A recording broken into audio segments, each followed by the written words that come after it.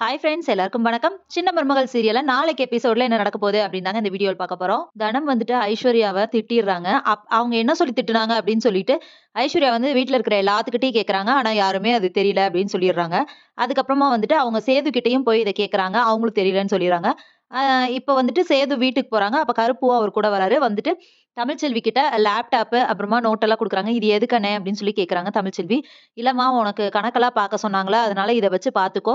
அப்புறமா உனக்கு பர்சனலா எதுக்காவது யூஸ் பண்ணாலும் பண்ணிக்கலாம். வீட்ல வந்துட்டு இன்டர்நெட் கனெக்ஷன்லாம் குடுத்துருக்காங்க. நீ யூஸ் பண்ணிக்கலாம். அப்படின்னு சொல்ல சொன்னாங்கம்மா" அப்படின்னு சொல்லிட்டு கருப்பு குடுத்துர்றாரு. "அப்படியா அண்ணே, ஓகே" அப்படின்னு சொல்லிட்டு தமிழ்ச்செல்வி வாங்கிக்கிறாங்க. அப்புறமா வந்துட்டு வெளிய மழை வர மாரி இருக்கு வாங்க அப்படின்னு சொல்லிட்டு மலரும் தமிழ்ச்செல்வியும் வெளிய போயிடுறாங்க துணியெல்லாம் எடுக்கிறதுக்கு.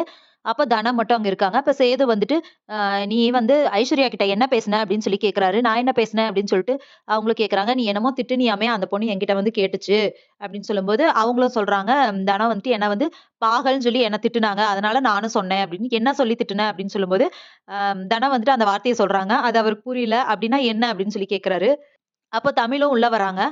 "அக்கா மாமாக்கு நம்ம ரகசியமா பேசிக்கிறது வந்து தெரியாதா?" அப்படின்னு சொல்றாங்க. "அப்படின்னா?" அப்படின்னு சொல்லிட்டு சேது கேட்கிறாரு. அவர் முன்னாடியே தனமும், தமிழும் மாறி மாறி பேசிக்கிறாங்க. "அக்கா உங்க வீட்டுக்காரர் வந்து இப்படி பேசுறாருன்னு சொல்லவும், வேணா நீயே உனக்கு புடிச்சிருந்தா நீயே அவர கல்யாணம் பண்ணிக்கோ" அப்படின்னு சொல்லிட்டு தமிழ் சொல்றாங்க.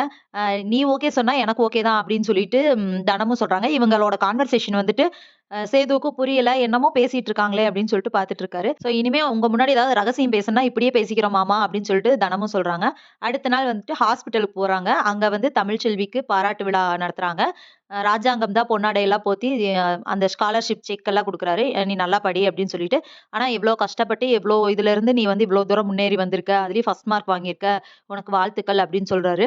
"ரொம்ப நன்றி மாமா" அப்படின்னு சொல்லிட்டு தமிழ்ச்செல்வியும் சொல்றாங்க. ஒரு பக்கம் ராஜாங்கத்துக்கு ரொம்ப பெருமையா இருக்கு. நம்ம மருமக இவ்ளோ தூரம் வந்து படிச்சுட்டு இருக்கா அப்படின்னு.